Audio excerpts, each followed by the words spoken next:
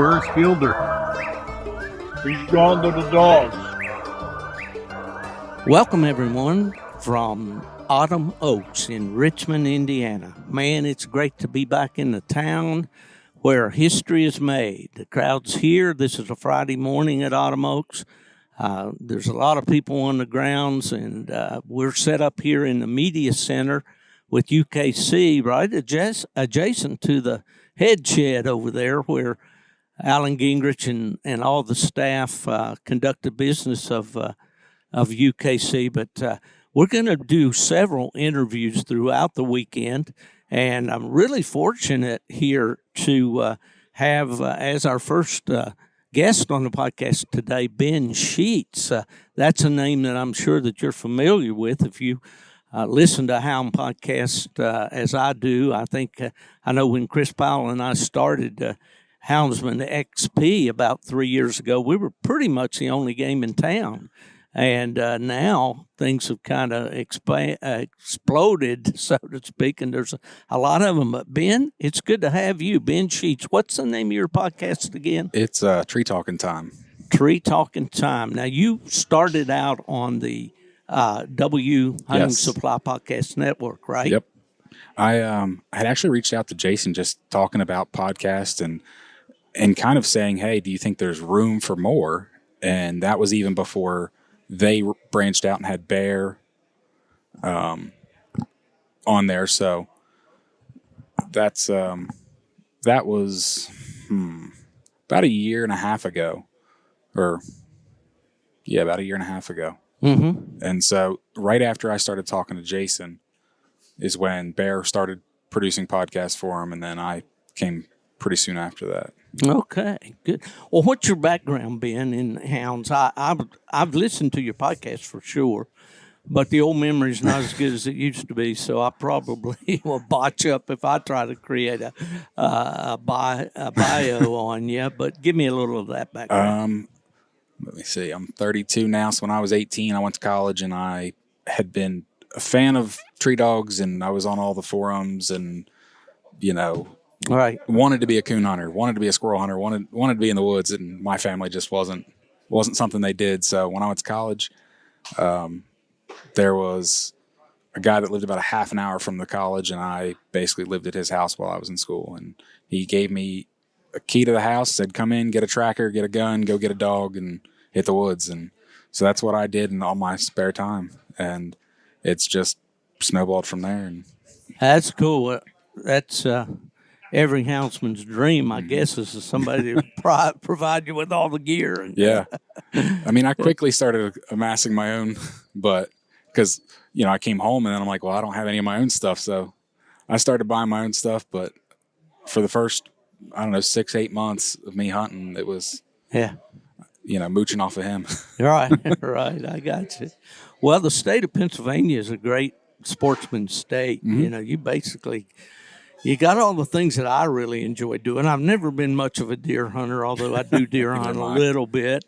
I was just talking to my buddy Keston Jesse that is up here for his first Autumn Oaks, and we'll be talking to Keston in a little bit. But he is a 7-night-a-week coon hunter, but he also likes to deer hunt and has a lot of private property there in Virginia. So I'm probably going to go.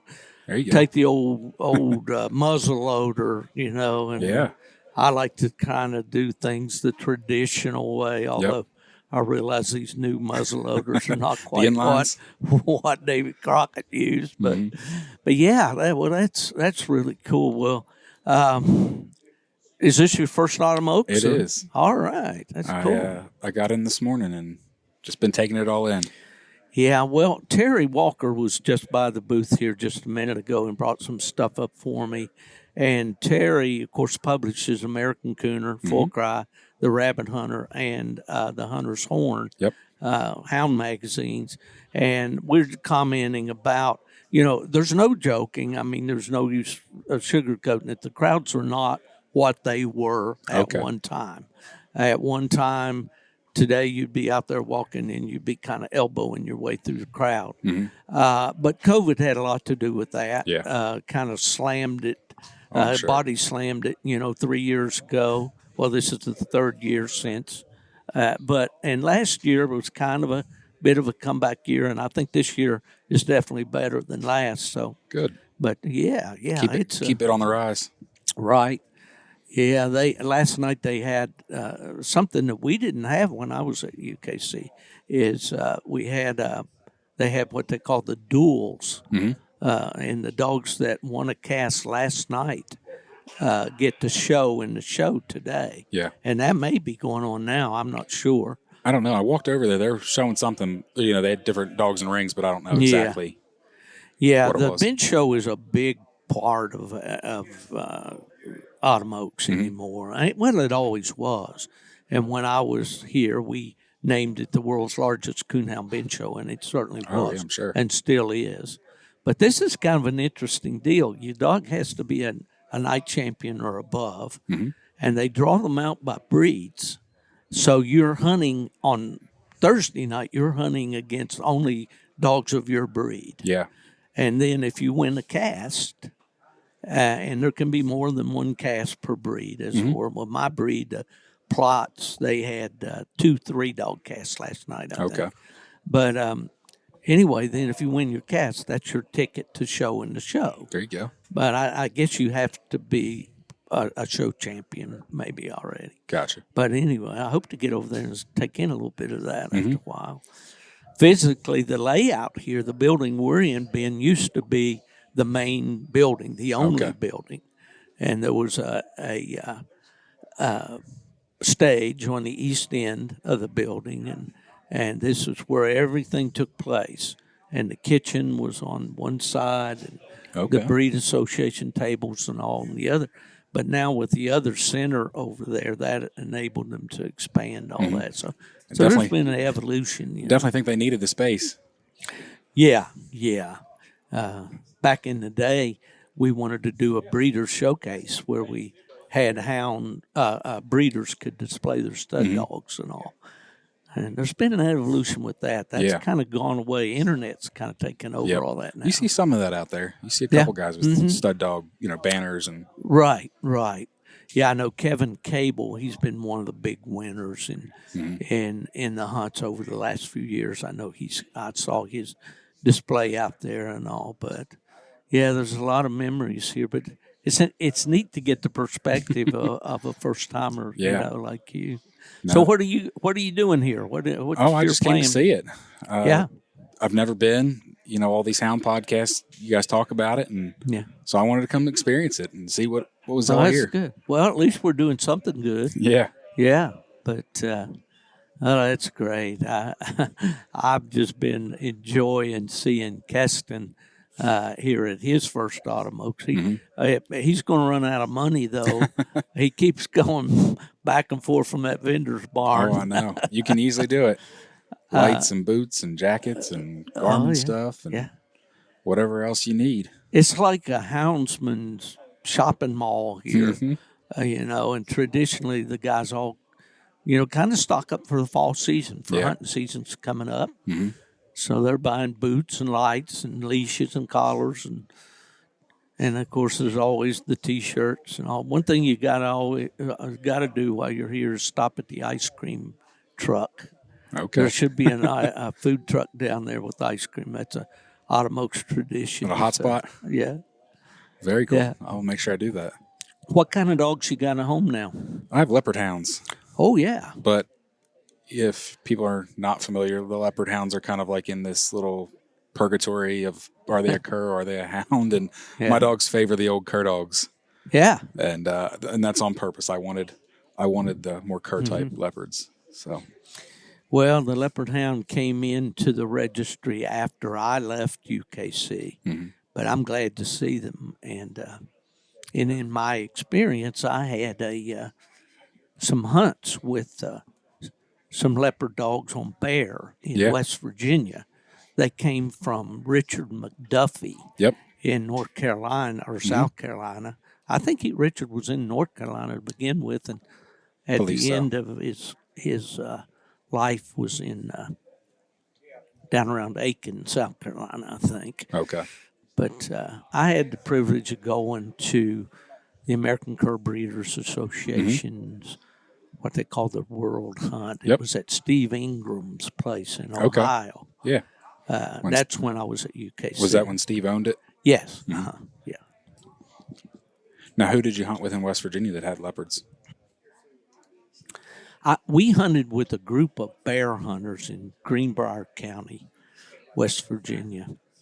And a guy named Jimmy Thomas was kind of like the general of the deal. He lived there in a little town of Williamsburg, not to be confused with Virginia. But this is a little community there in Greenbrier County. And those guys hunted predominantly grade dogs of all hound types. Yeah. They didn't have plot dogs. My dad was a purist. He had always had plot. But Jimmy had ordered a couple of pups from Richard McDuffie. Okay. Now, I know somebody in Greenbrier. That's why I was curious. Well, I don't know. These guys weren't big breeders. In fact, my dad was always frustrated with them. He said, "You've got such good dogs here. You need to have a breeding program. You need to be recording the ancestry on these dogs and making some plain crosses." But and if any of them are listening, I'm telling you the truth. They just wanted to bear hunt. Yep. And when a dog got old or a dog got killed, they just went looking for another dog. They didn't they didn't get the big picture of breeding their own stock. Unless you have a really good friend that's a breeder that's consistently putting out what you want. Yeah. If you find something you want, you've got to perpetuate it. Well, that's for sure. But anyway, there was these two dogs, and I believe they were brothers. And one of them was called Stub because he had a bobtail, and the other one was called Rattler. And the Rattler dog they were both merle colored. The Stub dog was a red merle. Okay. And the Rattler dog was more of a blue merle. They had the white eye and that sort of thing. Old Stub was a big, stocky dog, real flat head, a kind of a medium ear, and both these dogs were that way. Yeah. But Stub was just a lot more. He was just impressive. There was just a lot of dog there, and was a whale of a bear dog. Sounds like good. Yeah, and the Rattler dog was too. They in the mountains they called these leopard-colored dogs rattlesnake. I've heard that from You somebody heard that else. before? Yeah, and so Rattler was Jimmy's old long-tail rattlesnake. He called him, and he had a long tail like a hound. And those dogs, I hunted with them for several years. This was in the 70s. Okay. And yeah, it was good times. I remember one morning I had to work that week, and the bear season was in, and I got up real early. At that time I was working for Ford, and I drove my company car to the top of the mountain. There was a parking place there, and of course I had a CB in it, and I called the hunters and all and said, "Somebody come around here and pick me up." And I got to the top of the mountain. They were always sitting in there, standing along on top of the mountain, and way off in the distance they said, "Come here and listen." And I could hear these two dogs, ow, ow, ow, ow, ow, ow. And he said, "You recognize those dogs?" And I said, "Well, for sure, one of them's Fancy. That was my dad's best dog." Okay. And he said, "Yeah, that's Stub and Fancy. They're treed on a bear in there, and we got to go in there and get them." And I remember that hunt. We drove way back in ahead of this old strip mine, and we got in there, and the bear was harvested, and it hung up in the tree, and had to climb up in the tree and get it out and all. But that was a memorable. I didn't get to hear all the hunt with him, but that Stub dog was definitely a good bear dog. Yeah, it could run up with the, there wouldn't. It wasn't short really on anything. Nose. Yeah. Hunt, hustle, mouth. Now there's a lot of people that use them on big game. Yeah. And actually, a lot of the McDuffie stock, if you can still, I mean, it's, like you said with your dad, it's watered down. Yeah. But it's I mostly big forgot game to stuff. silence my phone. Here, sorry about that. Well, I tell you what, Ben, tell me what your plans are for your podcast. What's going on? How's that going and all? Oh, it's going good. Growing.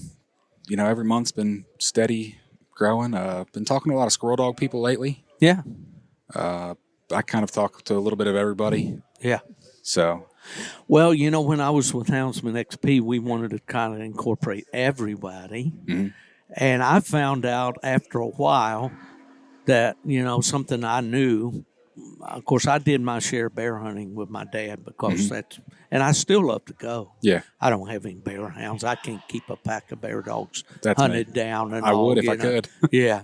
But I found out something I should have known altogether. My first love is coon hunting. Okay. And, after all the years with the registries, I know a lot of coon hunters. Yep. Opportunities there to talk to a lot of people and all. So that was kind of how Chris Powell and I, he wanted to reach out more to the big game hunters. Yep. And that's great, you know.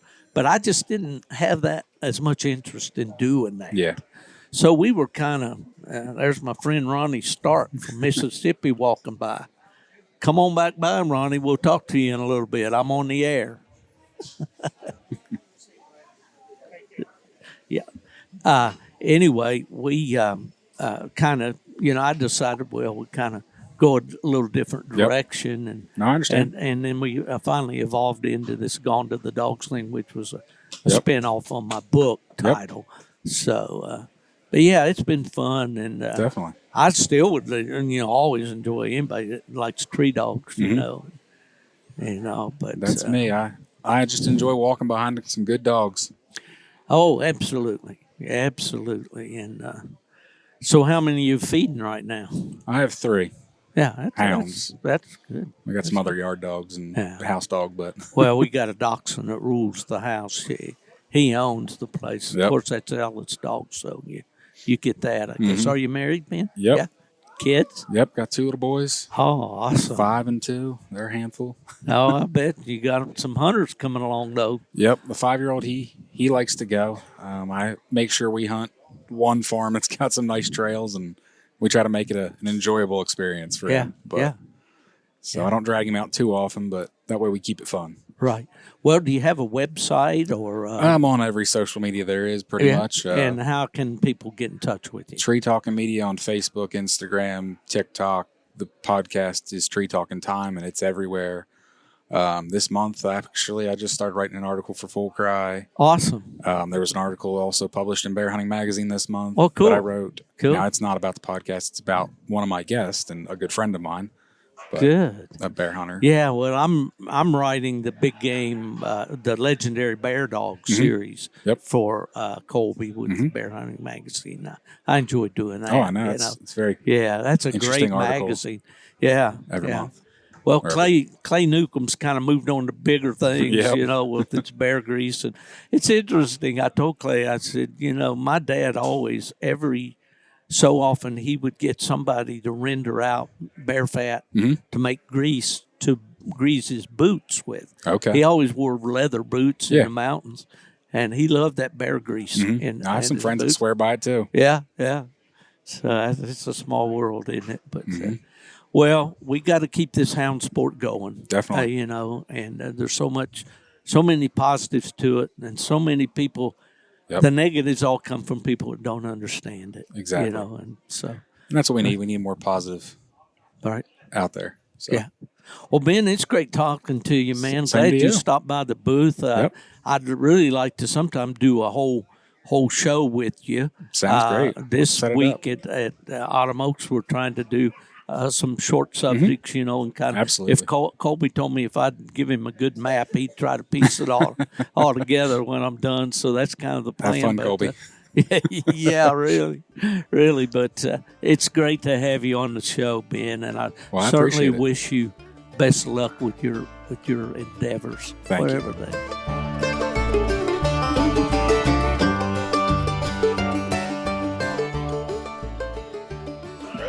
Okay, we're fortunate that a fellow that I've known and known of for a great many years from down in southern Indiana, Rex Robinson, stopped by the booth. How you doing, Rex? I'm doing good today, Steve. Good. It's great to see you again. We were just kind of reminiscing a little bit. The first time I went to your part of the world would have been to Plot Days in Boonville years ago. Yeah. And you remember those days? Tennyson held Plot Days 1978, 1979. Yeah. Worked Tenny. 79 was the first year I was president of the Plot Association. There you go. And so but we had been to Boonville in 78, as you say, and I knew it was a good spot. And back then, I wanted to start this bear dog championship. And back in those days, we had a bear on a rope. Yes, I remember all that. People today say, "You what?" But anyway, Tom Telford from Illinois had a pet bear, and we had some bear baying contests and things. The first one we had was there in Boonville. But I always liked to go to that Warwick County Coon Club, and had a nice pond there and all. Is that club still there? Oh yeah, it's still there. Is it active? Yeah, still? They still have swim races, probably 2 or 3 a year. Oh, okay. Well, that's good. We've got a little plot dog. My partner down in North Carolina, we've been putting him in a few swim races, and that's not what we have him. We want to make a coon dog out of him. He's doing Ours pretty is good. more a family day. They're UKC sanctioned, and they'll have them before the hunt. At 5 o'clock they'll have a swim race. Right. Well, let's talk about Autumn Oaks a little bit. How many years have you been coming? You have any idea, Rex? I came, Steve, and I missed a couple along the way due to work and stuff, but I came to my first Autumn Oaks in 1974. Melvin, and I know that date because my brother Melvin, he drove a 1974 brand new Ford Super Cab, and we went to Greencastle, Indiana.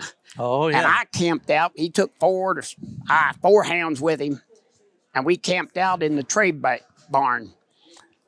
I stayed in a lawn chair for 2 nights up there, and my sister-in-law and him went down the road and got a motel room, but I stayed there with the dogs at night. It didn't take me too long to figure out that the trade dog scene wasn't much for me. I wanted the competition coon hunt.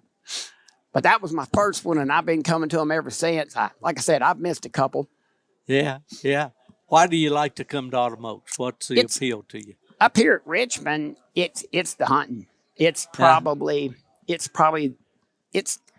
hunting's diverse, but it's probably the best coon population of northern Indiana. Yeah, it's good here. I know when we brought it here, it was kind of an evolution there. I went to UKC, in 1983 full time, and they had scheduled Autumn Oaks for Oak Harbor, Ohio, and it was up there on the lake, and it's a beautiful spot and all, but the entries were dwindling. Yeah.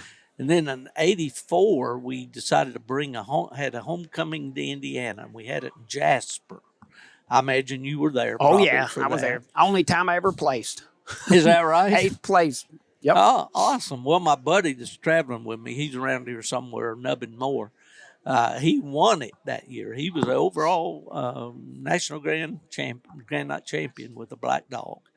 And but yeah, and then so we were Jasper, I think a couple years, and then we went to Logansport, and we were there a year or two, and then we got to talking to Dick Warville and these boys down here in Wayne County, and they wanted to build a new club. They had a goal in mind if they could raise enough money to build their coon club and all.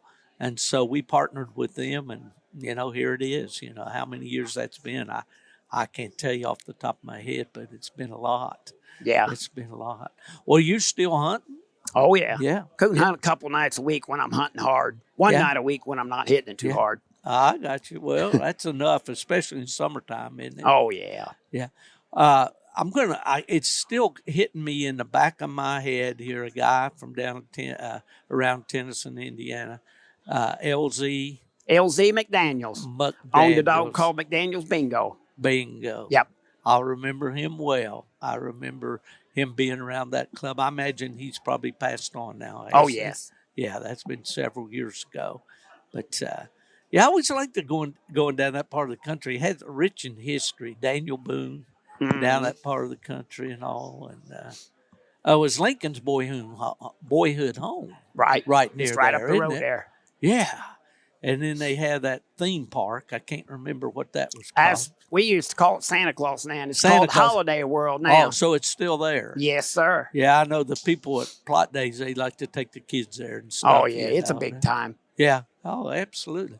Well, you did some writing for the magazines. You used to write stories and articles. Yeah, I and wrote stuff. about 43 of them before I got, I don't know, too busy or wore out or something. Well, you need to start again. I know. I enjoyed them. I got a little more time now, but I just don't never get around to it. Yeah, yeah. Well, that's good. Are you retired now? No, I got about another 4 years to go. Oh, okay. My wife retired about a year ago, but Yeah. I got a little while yet. I see. Well, I didn't really think a whole lot about retirement. It kind of sneaked up on me. But once I retired, I was thinking, what am I going to do with my time, and all. But it didn't take me long to realize I enjoy retirement. Oh, she enjoys it, but I'll tell you, she's busy every day. Oh, yeah. I work 5 days a week, 6 every other week, and she works 7 days a week, according to her. Yeah. She works all the time. Well, she's got you to look after. Right. plus That's a big job. That's right. Well, what kind of hounds? You've kind of liked Walker dogs, haven't I you? started with Walker dogs, and I still own half interest with my son on a Walker dog. But I've been hunting black dogs for the past 10 years for Really? Herbie Landers. Okay. I hunt All right. dogs for Herbie and Debbie Landers. I figured out about 30 years ago it's a lot cheaper to hunt on somebody else's dog with these hunts. So they'll pay for the motel room and gas and entries. Yeah. I can't afford to pay those, so I hunt someone else's dogs. Well, that's good. Well, there's a need for good handlers, especially guys like me. I'm probably Yeah. the worst handler there is, but I'm pretty good about taking care of a dog. Yeah. Well, that's the main thing for sure.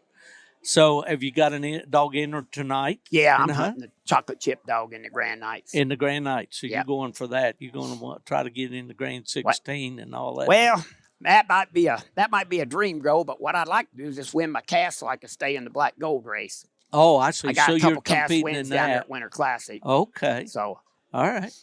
Good deal. we got her entered in the world. All right, that's coming up. Yeah, for sure. Now, does that competition end at the end of the year, or how does It ends that? at the end of the world. Okay, Yeah. at the UKC Yeah. World. Dog with the most points at the end of the UKC world. I got you. Well, that's good. Well, I'll be watching for you. And yeah, I don't know that I'll be at the UKC World Championship. The last one that I went to was at Greencastle in 2016. And Yeah. my friend Randy Smith won it that year with Walker Female Sue. But it's always a good time. They'd asked me to judge the show up there, so I went up. Yeah. Yeah, well, that's great. Well, Rex, it's great to have you stop by here. Hey, it's and, good talking it's with you, good to Steve. see you too, and I wish you a lot of luck with your hunt. And I'll be watching for you in the results there on Sunday morning. We're going to need some luck. All right. I appreciate it, Steve. That's Rex Robinson. What town are you from, Rex? I'm from Tell City, Indiana now, about Okay. 30 miles from the old home place. Yeah, been to Tell City many times with Plot Days over the years. Yeah. All right. Well, great to see you. Have a good time, Rex. Thank you, Steve. Yep.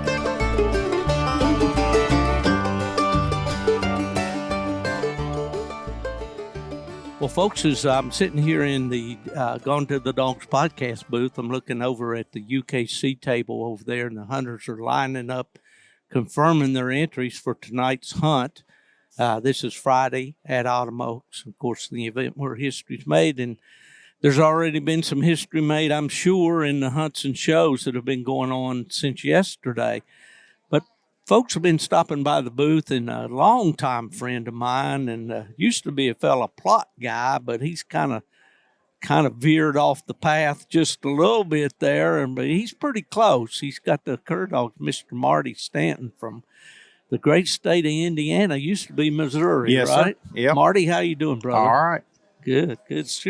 Sure good to see you, man. I always look forward to seeing the big guy from down. And I'm trying to get up there with you, Marty. You ain't made it yet. Well, the thing I remember about you so well, Marty, is that good Plot female that you used to hunt at Plot Days and all.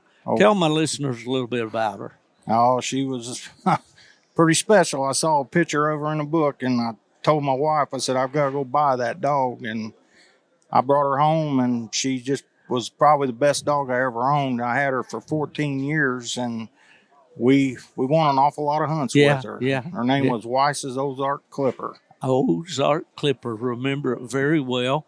And you were kind of friends with some guys I knew out or got to know out there in Missouri, Robert Hatton and Mike Houston, of course. Mike, do you have any contact with either of those guys? I'm still friends with Mike. Yeah. I just out and seen him in March. Oh, well, that's awesome. I still go coon hunting out there.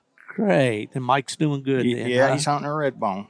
A red Sir. bone. Oh, my goodness. Goodness gracious. Yeah, he is. Well, I kind of strayed off the narrow path a time or two there, with these walker dogs. But I've got a young plot dog that's kind of got me excited right now, and it feels good to have a brindle one again. But, Mike Houston and Wayne Allen and I used to have kind of a standing date at plot days every year on Wednesday night. We'd go pleasure hunting. Yeah. And we did that for several years in a row and all. But old Clipper, tell me about Clipper. What kind of dog she was? She was a chop mouth dog, chop on the tree. She'd get treed. She'd be a mile in there, and she'd sound like she's right by you. And that's how I won most of my hunts, because she'd get in there deep, and you couldn't hear the other dogs because she carried so good her voice that, we just sat there and waited out and go in, and everybody'd be there. Was it kind of a high-pitched chop? Real high pitch. Well, this young dog I've got, it's kind of got that kind of mouth, and so far my hearing's pretty good. I don't have trouble hearing the dogs. A little bit when I'm watching TV, the sound gets garbled a little bit to me, but as far as hearing the dogs, it seems to be fine. I hear the PA system here in the background. Of course, we're right here in the operations center for UKC here. The UKC desk is right near me, and the Breed Association tables and booths and so forth are all around, and also the podcasters and Clayton Starke with Starke Outdoors YouTube channels here and all. But anyway, this dog has got a high-pitched chop like that, and you can hear him. I really like that. Yeah. We had one up in Michigan. They were bear hunting out over, and you could hear her coming, and you wouldn't hear the other dogs. And then she'd cross the road, and then you'd hear the other dogs, and then they'd cross the road, and then they'd go on, and then you'd hear her again. Still hear her. And that's all you'd hear. Yeah. But that was one of her pups that they were bear hunting up in Michigan. Yeah. Yeah, that's where I kind of learned that, too, back in the mountains, West Virginia. Those high-pitched dogs, you could hear them so much further than the others. Well, at some point along the way, after Clipper, was that when you kind of made the decision to go with No, I had Sue. I still had Sue. That was a pup out of her, and we moved back to Indiana, and she was 12. And when she died, I thought, as tight as it was, I was going to start hunting cur dogs, and then I've pretty much had that since 98. Right. Well, tell me about your cur dogs. What's the background and all on the dogs you're hunting? Well, I've had tree and curs most of the time, and I had a dog called Wheeler that was the first night champion and grand night in UKC when they started hunting in the coon hunts, because we hunted coon hunts first. Then I granted him in the squirrel hunts. And then we went to mainly it was just tree and curs. I've had a few mountain curs. I like mountain curs, but if they're nice, I'll hunt them. And I'm hunting a black one right now and I had leopard dogs I had leopard dogs for several years, and then they come the 7th breed of hounds.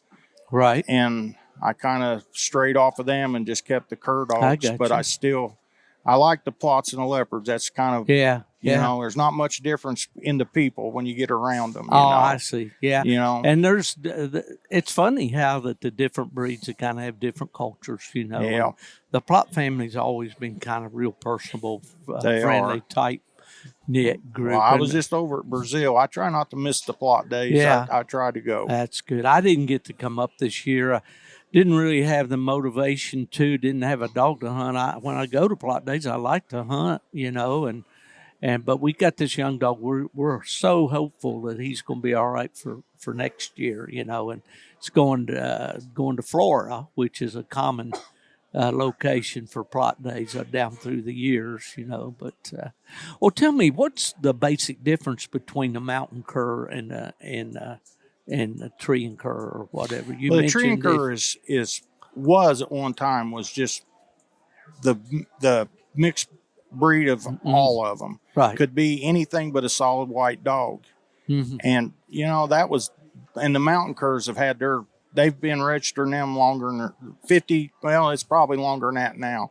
They've been registering them dogs for a long time, and they've got a real tight, real good deal. They've got a real nice association, and they've got I really like hunting with the mountain curs. But okay. Yeah.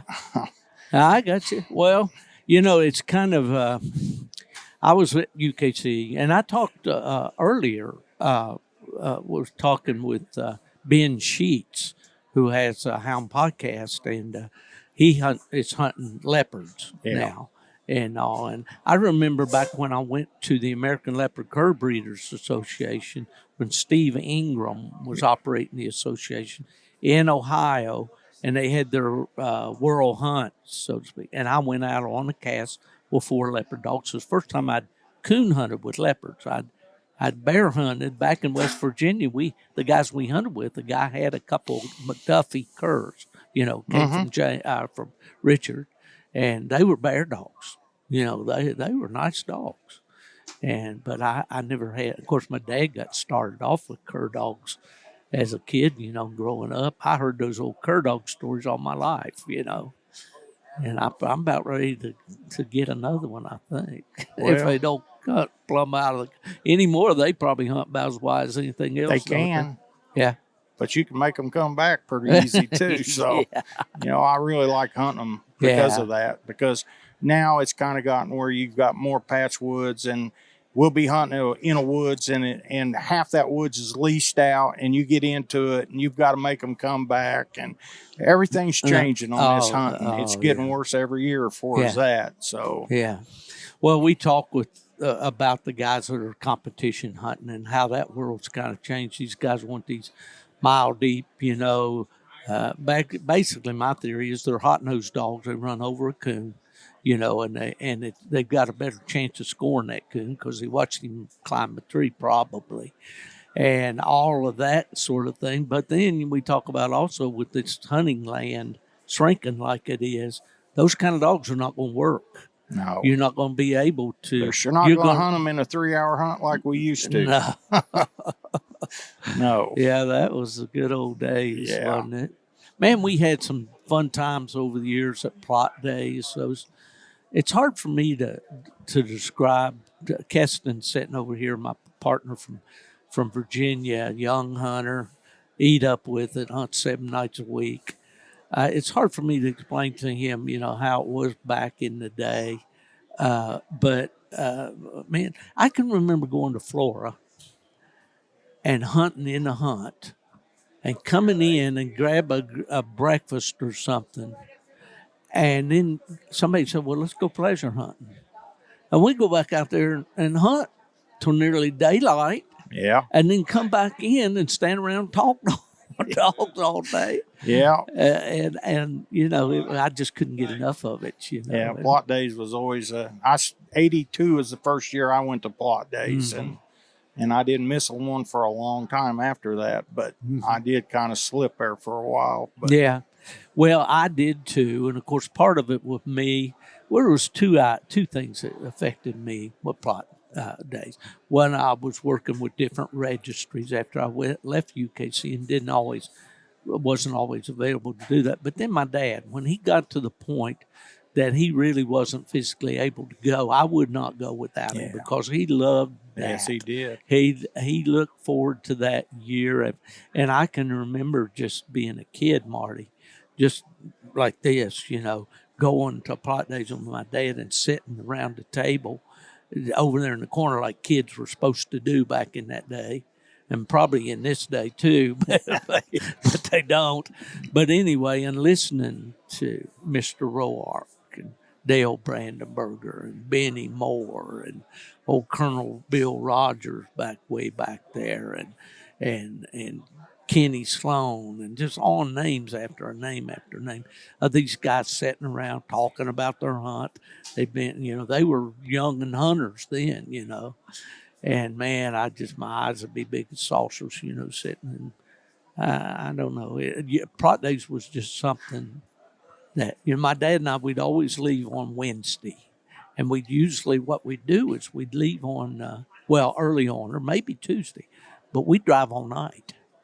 We'd leave after work, and then this was in the early 70s, or when I got back from the military, and we'd drive all night to Florida, wherever, get in there, get set up or whatever, and here comes somebody, and the talking would start, and they'd go nonstop for 4 days. That was always, we would go for a week and take the kids and camp, and it was a big vacation. Yeah. They growed up, and everybody knowed everybody's kids, and it was just That's right. Now, where do you live now? Flat Rock, Indiana. Okay. And how far is that from here? About an hour and a half. Okay. Is the hunting terrain where you are about the same as it is here, or is it a little hillier? No, it's leveler. Leveler. A lot more rivers, a lot of water. How far are you from like Jasper or Lagodi and some of that place? That's about, Jasper's about 3 hours south of me, southwest of me. Oh, okay. Yeah. So we're south Indianapolis, about 40 miles. Oh, okay. All right. Well, that Ace Coon Club at Martinsville, are you fairly close to there? About 40 minutes, probably. Yeah, I remember that. That's one of the first, when I was they had Walker Days at Rushfield, and I went over to Ace Coon Club first time, just walking along on the cast. But, a lot of good times. How many, do you remember Autumn Oaks in this building? Oh, when it was all right here? Heck yeah. Right up there in front of the doors was the stage and all, right? Yep. Yeah, that was the day when we brought Autumn Oaks here. We came back to Indiana in '84 from Oak Harbor. And that was at Jasper. Yeah, we had the homecoming. Yep. Yeah, and that was Nubbin Moore won it. He's standing over there in the blue shirt. He was overall national grand that year. And but then when we finally got over here to Richmond, we just had a lot bigger grounds and everything, and it's kind of I've went to all of them, but since I'm 13, I've been to Autumn Oaks all but 2 times. In 20, when we couldn't come because of COVID, and when y'all went to the Carolinas that year, I didn't go. Yeah, that's the only year. And I went to Coldwater, Oak Harbor, Jasper, Greencastle, and here. That trip to Winston-Salem was the year before I went to work at UKC, so that would have been '82. And I didn't go to that one. Yeah, I did not either. But Jimmy Simpson took me before I could drive, and that's who got me coming over here. So that is a name somebody asked me just this morning, I think it was, about Jim. Did I know Jim? And I said, oh, yeah, I knew Jim. Yeah, he was Is a dandy. Patty still living? Yes, she is. What a sweet lady she was. Yeah, Jim Simpson, for our listeners, was a field rep in this area. And he was just one of the greatest guys you'd ever meet. Never saw a stranger, real friendly, big smile all the time. Back in the day, he had a dog called Blue River Finn that was a really standout dog. And he had other good dogs down the line. But this shows me what kind of character Jim was. Of course, I knew him well. But he told me, he said, Steve, Jim would be the field rep at an RQE or something, and I might have a question or a problem that didn't go right in the cast, but he said I wasn't going to go in there and worry Jim with that. He said it didn't mean that much to me. I just didn't want to put Jim through that.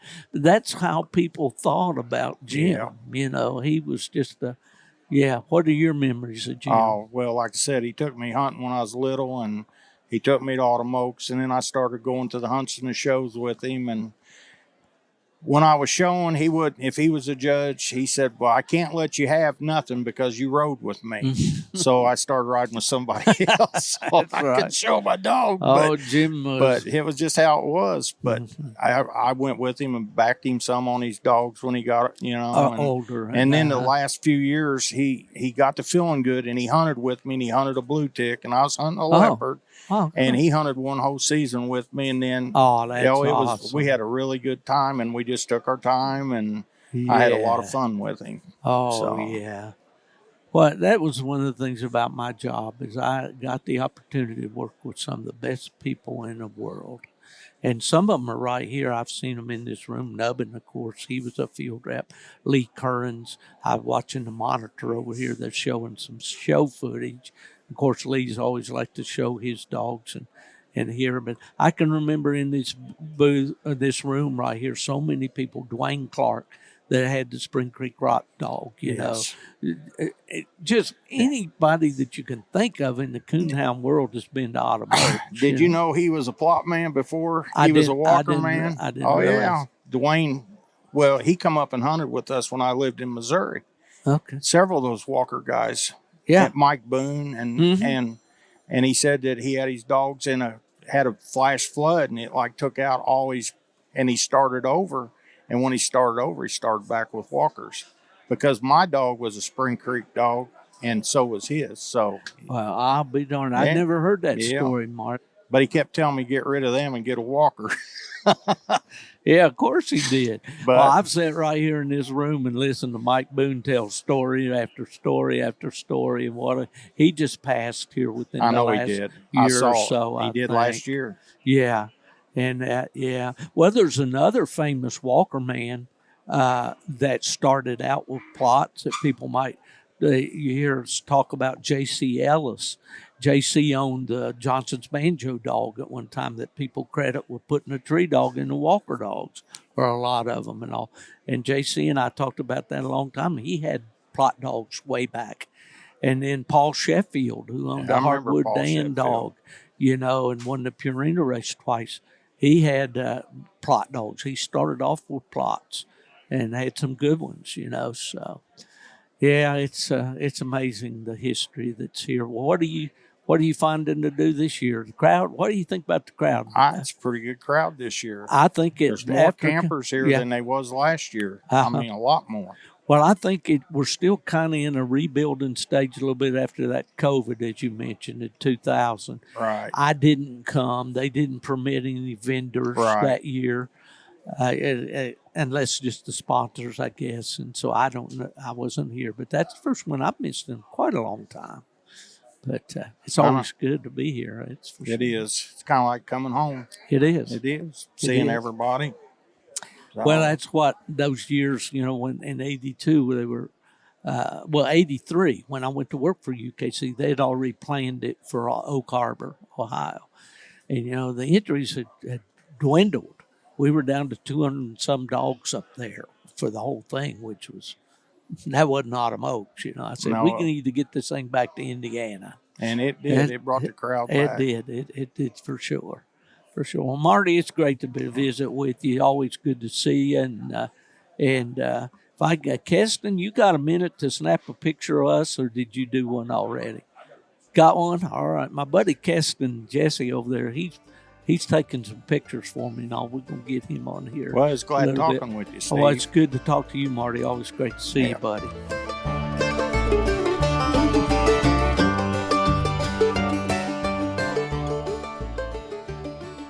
Well, it's good to see a gentleman that I've wanted to catch up with for a long time. In fact, I'd like to do a whole episode with this guy sometime in the future. He's known all across the Midwest as being a very knowledgeable houndsman from Audubon, Indiana, Bruce Janssen. How you doing, Bruce? All right. How are you? Good. It's good to have you sit down here with me for a few minutes while you're getting around here enjoying Autumn Oaks. Have you come to Autumn Oaks since back in the old days, or how many years you been coming now, you think? Oh, gosh. Since the early part of Greencastle, I think. Really? Yeah. It started in 1960 there. Yeah, I wouldn't have been there then. Yeah, it went to Paducah, Kentucky, and then up to Kalamazoo, Michigan. Then it came back to Greencastle and stayed there for nearly 20 years, I guess. I would imagine around 1970. Yeah. Something like that. Yeah. Well, you're still coon hunting. How old are you now? 73. Yeah, well, you're a little behind me. I got you by 2 years. I wish could tell you it gets easier. No, it gets tougher every year. Yeah, it does. I don't think these young fellas think. I talk with Nubbin Moore, my buddy there, he's my running partner.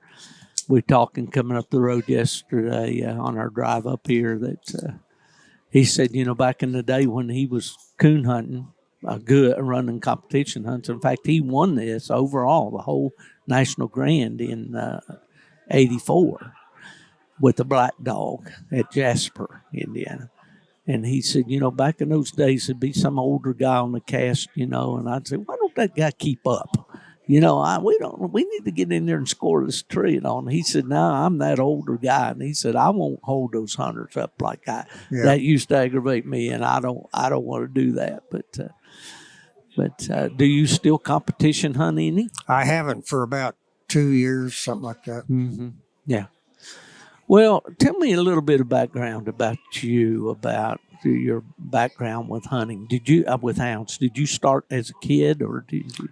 When I was about 16, I got a bird dog, and I had them for a long time. It was probably I was probably 17 when I got my first hound. I bought a Walker pup off my brother-in-law. He coon hunted. He was off of Hirschberger's Oklahoma Spot. Spot? Yeah. Well-known Walker dog. Yeah. Yeah. For sure. Was he a blaze-faced dog like? No. He was, I wouldn't call him brown. He was almost orange and white. Oh, okay. And his littermate brother was colored similar, but he had more color. And he had a littermate sister that was a nice tri-collared female. Yeah. And she came in heat about every 3 months. Oh, my goodness. He ended up selling her. If you're a hunter, I guess if you're raising puppies, that might not be bad, but yeah. I told him raise a litter of pups. Maybe she'd quit doing that, but he'd had enough. Well, Bruce, you we're here at Autumn Oaks, and of course, I know you enjoy seeing a lot of friends and people that you've known. Unfortunately, a lot of them, for me, have passed on. The people that I always enjoyed seeing here every year. But I know you to be a guy that thinks about these hounds and how to train them and how to work through problems with them and stuff and all. How did you develop all just your experience, or tell me about the process there? I mean, you kind of study dogs, don't you? Yeah. I'd say 90% of what I know, a dog taught me. I got you. You were talking about hunting about it and telling them to, kind of pay attention to the dog. But yeah, that's what I want to explore with you a little bit. And I do want to get a commitment from you, if I can, that we'll do a full-fledged podcast together, you and me, because I think there's so much stuff that you could share, especially with these younger hunters, that would really help them. And I feel like, I don't know you that well, but I feel like you're a guy that would like to help these younger hunters. I've helped a lot of people. Yeah, for sure.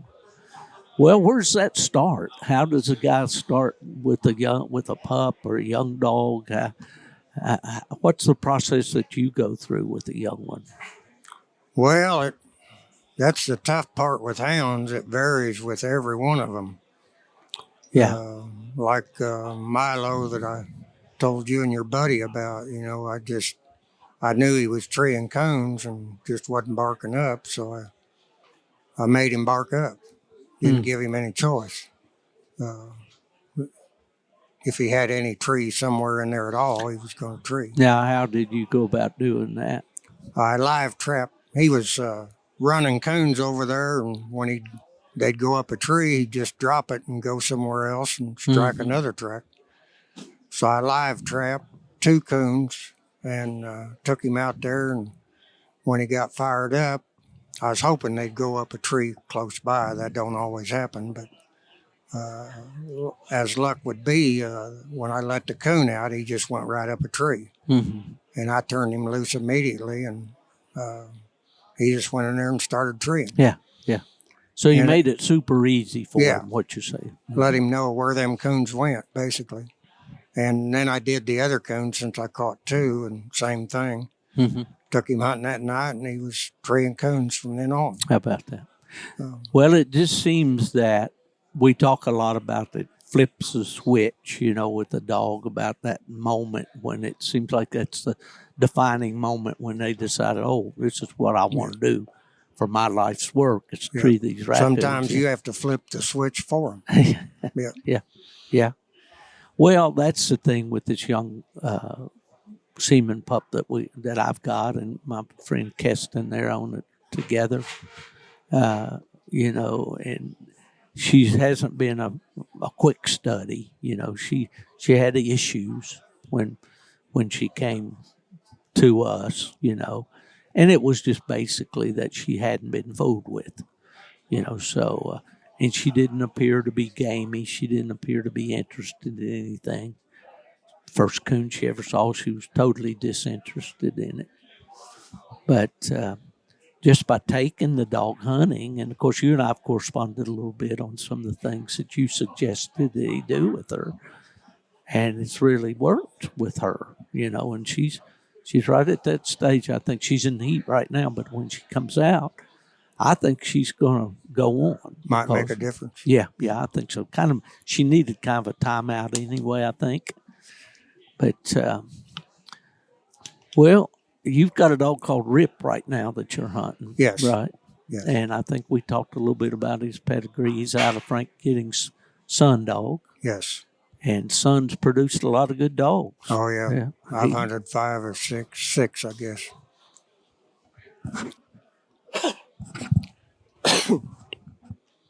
Well, I have not hunted personally with Son. I've been up to Frank's, hunting. Always enjoy that. Randy and I were up there. It wasn't last fall. It was fall before, I believe, that we were up and hunted with he and Rob and Larry Kiefer and Alan Snedeker and that gang up there. I always enjoy hunting with those fellas. Have you gone up and hunted with Frank some? Oh, yeah. Yeah. Frank's the best coon hunter I've ever known. Yeah. That's I think a lot of people would agree with you. They'd have to unless they lie on. And I had this young dog that we talked about called Cruz. He became my thyroid dog, and a big disappointment as far as that was concerned. But hunting with Frank, last tree we made that night, we were heading back to Pennsylvania next day, Randy Smith and I. Turned them down a fence row, and they went in there pretty good long ways, got treed. One of the young dog out of Sun, I can't remember exactly what that dog's name was right now, but in this Cruise dog of mine, and we're walking down this, the corn's been cut down, and Frank's walking ahead of me. And I turned on my video camera, and I just videoed Frank just from about his boots up to above his knees. And I said, I am following the footsteps of a coon hunter here. Yes, sir. One time, the dog there on one of the nights when the cruise dog, I guess he just wanted to show me what he cut him in there, and he trailed up a coon and our track and did a good job on it. Got treed. Frank went to him by himself. Now Frank's 83, I think. He's 9 years older than me, so he might be. And he was in there, and and he came back with the dog, and he said they had 2 coons up there. I said, well, if you tell me there was 2 coons up there, it was 2 coons up there. You can bet on it. And what a great guy, and what a heritage, But that's one thing all through the years, when I went to Michigan in '83, back then he still had that reputation of being the hardest hunter anybody knew, you know. That's a great part about this sport to me, is get to meet all these kind of people. Yeah. Wow. That's great. Well, what was your first walker dog? That pup. Yeah. Yeah. Uh-huh. After that, I hunted black and tans for a few years. I don't remember why. But the first 5 night champions and first 3 grand nights were black and tans. I see. And then I met Red Miller. Yeah. And he sent me a different directions with walker dogs. Okay, Otterbein. That I've been there. I've been around there. What's the next biggest town? Or Lafayette. Lafayette. Yeah. Well, did you ever know the old plot man from Rensselaer, Wayne Griggs? I knew I had met him. Okay, that's the only time I've hunted in that area. Wayne lived up there, and he worked at a vet clinic there in Rensselaer. And he and I, when I was with the Plot Association, I was president, and Wayne was the secretary. So I got to know him quite well. And he bought a dog off my dad, and we hunted over there some and all. It's flat country, a lot of river bottom stuff. Or flooded timber places seem to me like this. Is that what you got there where you are? Or? I've got a little bit of everything. Do you? I got easy patches, river bottom, 3 different creek bottom. Well, they're all Pine Creek, Little Pine, Big Pine, and Mud Pine. But I hunt all them bottoms. Yeah. A lot of hills in 2 of them. And the river bottom comes up into hills, so them are tougher than they used to be. I bet. I was trying to think of that coon hunter that Wayne. He had a life, Reuben, somebody that he hunted with all his life. I don't remember that name. They were just pleasure hunters, you know, and went about every night it got dark, especially during the season, they like. And Wayne had some grandsons that were coon hunting with him back in those days. Now, Jeff Rickliffs is from over around that area, I think, right? When he lived over there with his mom, that is about 5 or 6 miles from my house. I see. Yeah, now he moved over by Fort Wayne, I think, yeah. Got married. Yeah. Women will have a way of kind of taking you different, maybe getting you out of your routine, They'll take you different places. Well, they try. Mine tried and failed. It didn't work. Yeah. All right. Well, you are you seeing any of your old buddies around? Oh, yeah. I've seen probably a dozen, I know. Haven't? That's good. I haven't been over to the vendor barns yet. I usually help Terry Walker in the American Cooner booth. Yeah, and he doesn't have a booth over there this year. In fact, Terry was in here earlier this morning. But I got to get over there and just walk around and see what's going on. Yeah, I visited with Mark Zepp a good little while. Mark's a long-time friend. He claims he's coming down this winter. He's been telling me that. Yeah, I hope it comes true. Oh, yeah. He's a great guy. Oh, yeah.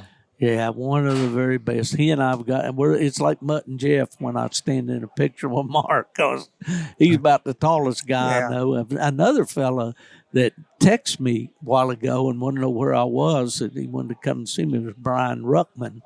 And Brian, hunted the Beaver Lake Magic dog, and he may be taller than Mark. I don't know if he's at least as tall as Mark. Yeah, Mark could be on his knees and be taller than you and I. That's right. I first met Mark out in Sedalia, Missouri, as a Redbone days out there, and this guy comes up to the UKC booth, and I said, "Boy, that's a tall fellow right there." And I don't know, we just always seem to get along great, and formed a real good friendship over the years. I met him when I was hunting that T-Rex dog for Randy Smith. Yeah, and Randy had him come down and take some pictures. Yeah. And those pictures that you've seen in the ads, there's 2 different ones, and those both were pictures that Randy took. Yeah. He's really good with that camera. Oh, yeah. You mean Mark took? Mark, I'm sorry. No, that's I'm sorry. Oh, he's excellent with them. But he told me one time, he said, guys tell me, come on, shoot a picture of my dog. He said, they don't realize what that involves. I know. You have to go the distance wherever the dog is. And then you got to, Mark, I went out with Jerry Mall and Mark at Aurora, Kentucky one night to take some pictures of Jerry's Jenny female he had. And it's a procedure. I mean, Mark, it's not just go up there and get the dog to catch him with his mouth open and snap the picture. I mean, it's lighting and it's trimming the brush around, and it's like everything. I was amazed at what he went through and it was successful. Oh, yeah. Both of them are great pictures. the thing that you learn through life, and I know you have learned this too, Bruce, is, this thing of luck involves the people that you think are lucky. There's a lot of hard work Yes, in sir. the background. You make luck. That's right, for sure. Well, what do you think about this sport of coon hunting? Where's it go? I know it's changed a lot. It has for me, for sure, over the years. And I kind of had a different track from a lot of people. I worked with these registries, for so many years. But I always loved hunting, and I hunted every available night that I could go. I've hunted all my life and really enjoyed it, and never thought I would see the day when the sport would be in decline, But it is. Yes. I don't think we can deny that, do you? No, it's for sure going downhill. Well, we just hang in there as long as we can, I guess. Yeah. I'm inspired or encouraged by people that I meet. Nubbin there's a guy down his way, Harold Edwards. I think he's in his low 90s. Fred Moran over there in Pennsylvania, he's well up in his 80s. Wimp Aaron down the Schooner River Dogs down in Mississippi, he's up in his 80s, maybe 85 or better. So it encourages me that I might be able, to do it for a few more years. But, it's what are your plans? You got any pups coming on or any young dogs you're working with? Randy gave me a pup he raised off of Hillbilly Deluxe. Yeah, I remember when he made. And is that off a shot, the female? Or what did he breed to Deluxe? I don't remember what his mama is. Yeah. He's 6 months old, but I haven't done anything to get him started because I got surgery next week. Oh, okay. I didn't want to get something started I couldn't go on with. I see. Well, I hope that works out well for you. You think you're going to be over it and all time coon season comes in? You can get the... Oh, yeah. Yeah. Okay. Well, that's good. Well, not if I listen to the doctor, but I never have. Well, that's the truth. I had a little speed bump back in 2006. Was coon hunting there in North Carolina, got them old heavy chest pains, and ended up in Duke University Hospital with a double bypass. And it wasn't very long though. I was back out there. I was up in Wisconsin. We started a hunt up there called Heartland Classic. And I'm out there unloading the vans and hauling this heavy carpet and all this. I said, I probably shouldn't be doing it. I know. But it's hard to We can't quit. count the number of times we've told ourselves that. That's right. Yeah. That's right. Well, Bruce, it's been great to visit with you. We've been here about 20 minutes now, and I just really thank you for taking the time to stop by. I'm glad you mentioned earlier that you were going to come by and see me, and I'm glad that you did.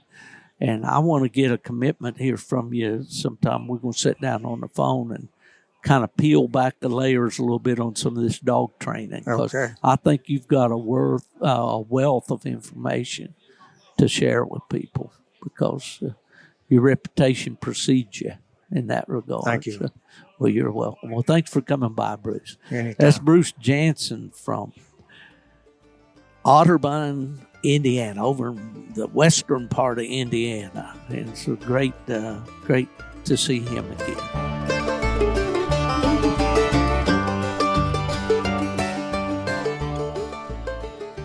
Well, it's my happy privilege to bring to the Gone to the Dogs mic Mr.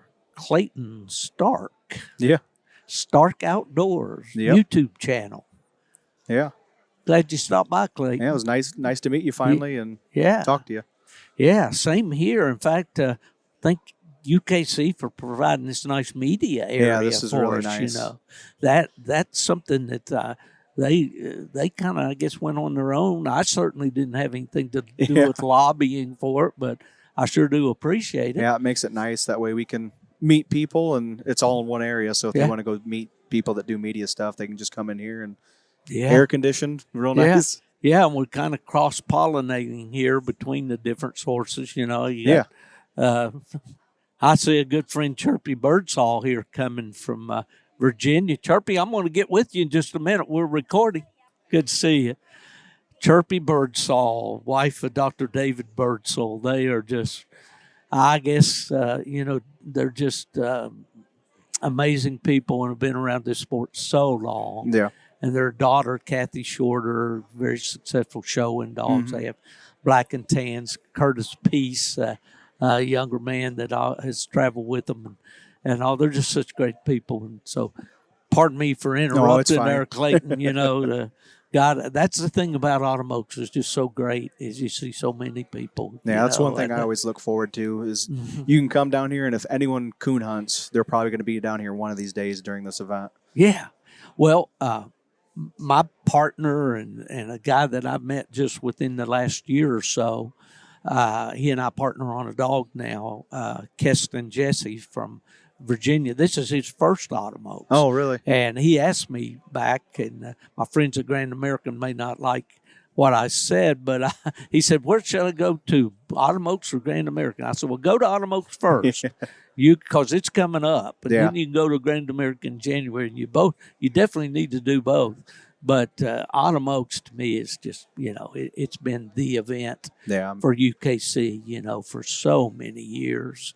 And I want to thank you for giving me an opportunity to stand before your camera there. We talked a little bit going on, but I want to talk to you a little bit. You're always interviewing people and really enjoying. You get out there and actually get to see these dogs go, and you've mastered. I don't know if master is the right term, but you sure have done a good job with getting the lighting. And I've done some videoing at night, and I found some better lights to use and so forth, but you're doing a great job. What's the background on Starke Outdoors? How'd you get into all this? My dad is like 75 years old, and he's a Vietnam veteran, and he doesn't get around very good anymore, so he can't go hunting that much.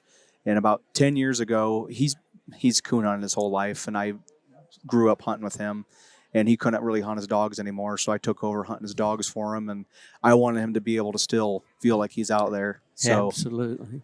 I started recording his dogs for him, and that's just kind of how I got into it. And I could post it on YouTube, and then you could get on and watch it. Yeah. No matter what, if it's late at night or whenever, you can always just go back and listen to that dog. And then when you think you're recording dogs, if you've been doing this for a while, you've had one that has passed away that you wish you could see go. Absolutely. And now you can kind of go back in time and see him hunt. So that's kind of how I started. Down through the years, I did some videoing with, video cameras and all of that. And, of course, the quality's nothing compared to what we have now. Yeah. But I still go back. I keep an old VCR around so I can pop those old tapes in. Yeah. I've got one that's like, I don't know what the format was, but it's got a smaller cassette, and I can use the camera as the VCR. And I go back and I watch those things over and over because – just remembering those old dogs and stuff. So basically what you're doing now is archiving a lot of stuff that down the road, people are really going to enjoy. Yeah. I mean, just think of all the dogs you see now a couple generation back in pedigrees where we didn't have the technology to do that. Right. 20 years from now, if someone wants to know, they see something in the pedigree a lot, they could look it up and see that dog hunt and see how it looked. And good quality, see how it sounded like, what it opened like, how it treed. So it's good information to keep. Well, you're going a step above now. There's a fellow named, I don't know if you ever heard of this, but the fellow named Brian Oglesby out in Arkansas did a legend series on the popular stud dogs of the day. Yeah. And he would travel around, and it would be a clip where he'd interview the owner, and the guy could say a little bit about the dog, and they'd show the pedigree. And then basically how the dog treed. Right. You get out there and you have the lighting set up and everything, so you could see that dog tree. But that was it. Like, I talked to you earlier about watching my buddy Bill Sheninger with his plot. You're actually getting the experience of that. And to take that a step further to what you said about your dad, I have a couple partners that we have pups together. Well, those guys send me video. Yeah. I'm sitting in Florida in a sauna. It's so stinking hot down there. And these guys are out hunting. Of course, it's hot where they are too, but and they send me these videos. And man, it's awesome. Yeah. I sit there. My wife thinks I'm watching TV with her. I got on my earbuds, AirPods or whatever, and I'm seeing these pups dogs treeing and the guys walking to the tree and all that. So, yeah, it's great, man. This is something that came to mind to me, and I don't know. We probably don't want to get too deep into it, but there's so much control of the media nowadays. Yeah. I saw recently where a Facebook page for English coonhounds, I think it was. I don't know if it was the association page or anything, but Facebook, it was the biggest English page. Yeah, and they shut it down because of the references. Well, there might have been some buying and selling of dogs, and that's probably the biggest offense, which that's the thing out there, guys. You like this media, you like the sound and the video and all that. Play by the rules because these people control us. Yeah. Do you think there's any chance YouTube could ever come down and say we won't do hunting videos anymore? Not hunting videos, just like a blanket thing, because that makes so much money for them. Because especially with the younger generations, and it's not just coon hunting, but deer hunting. Yeah. Any form of hunting that is in the media, it's bigger on YouTube and any more than like the Pursuit Channel or Outdoor Network. A lot of those videos get bigger viewership on YouTube than they do on TV anymore. That's why like Mike Waddell and Bone Click, all those people, they all have YouTube channels now, and they're all kind of going to YouTube because more people have smart TVs and they can watch stuff like that on TV and not pay a cable bill to watch those shows. So I don't see them just getting rid of it just because it's such a money maker for them. As long as it's making money. That's all they care about. Yeah, exactly. Well, I sure hope not, but that's always been in the back of my mind, Right. Because our community now, of course, I've written for magazines for years and enjoy it. In fact, I'm going to be stepping up my efforts in American Cooner with the Gone to the Dog section at the opening of American Cooner now going forward, since God love him, John Wick has done such a great job through the years, and John is kind of stepping back now, and so I love the print media. I still like to get the magazines and stuff, and because that was my roots of that's how I that's what opened the whole door of coon hunting to me living in southern West Virginia in coal mining country, where we didn't have any night hunts. Right. We did have a local coon club, but there wasn't much to it, as far as organized stuff. But so I want to see the print media continue. But man, the videos and the podcasting, and I know when Chris Powell and I started Houndsman XP about 3 years ago, we were basically the only game in town, and now. There's podcasters everywhere. Right. So the whole temperature of that's changed, but you can't stop change. You got to roll with it. You know? Yeah. Yeah. Just to go back to what you're saying about the magazines, that's one reason why I got the camera I have. It's not just a camcorder; it takes pictures too. Because like I grew up hunting with Dad, but he always got the Full Cry and the Coon, all those magazines. Yeah. So when I was just little, I would always look at those pictures and all, and that had a huge impact on me, I'm sure, because I love taking those pictures because that's what I saw in magazines when I was a kid. So I hope they continue making those magazines too, because it's nice to sit down and watch a video, but you also like reading stuff too. I like reading and seeing pictures. I've always been a voracious reader. From the time I was a little kid, I read everything I get my hands on. And it was just something I always enjoy, and I still do. I love to read Westerns.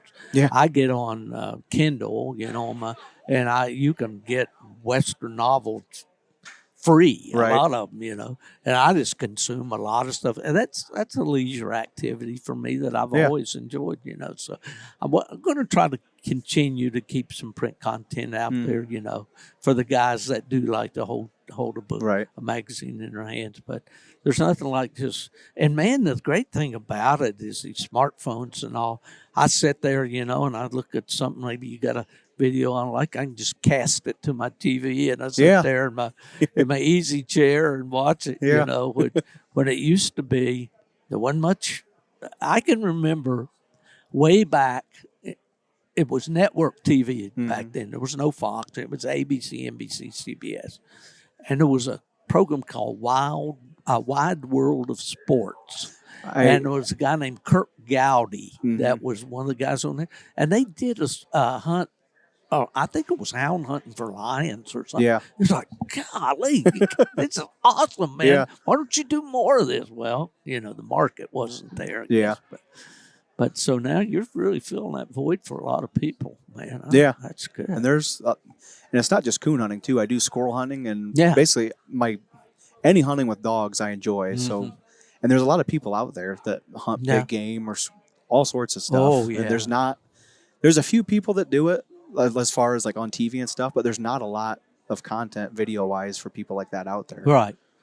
Well, I kind of made a personal decision on that.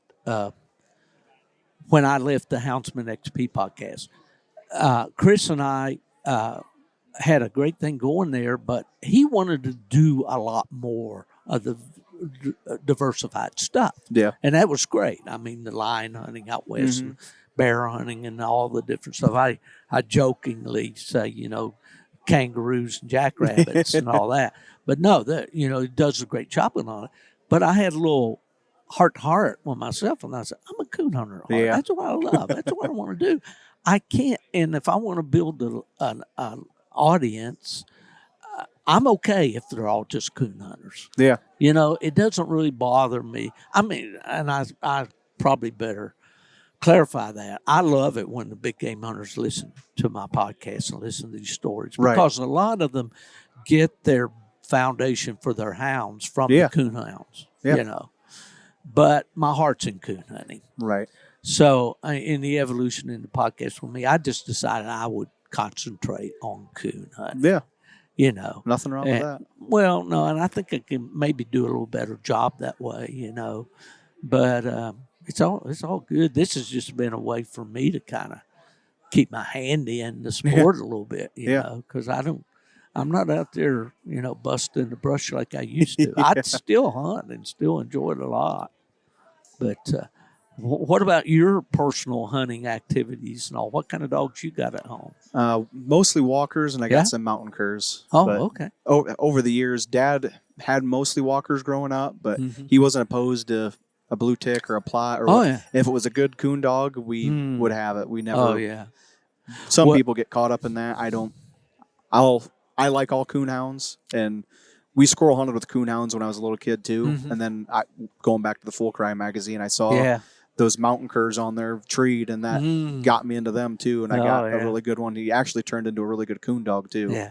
So I've talked to two guys here today that are into cur dogs or leopard dogs and things.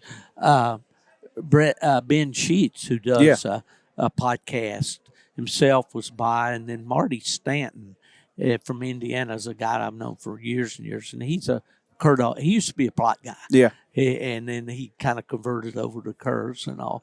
And we talked, a lot about.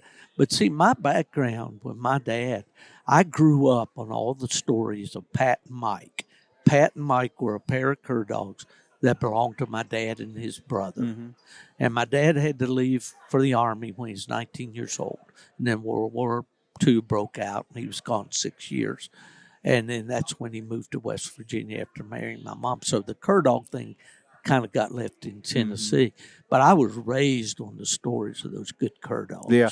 And they were so interesting. It was like they were old Yeller. I mean, my grandmother, I said on a podcast one day, my dad told me this many times. Mother would say, boys, you've left out an article of clothing somewhere. You've left a shirt or hat or gloves or something out because the dogs are not here. Yeah.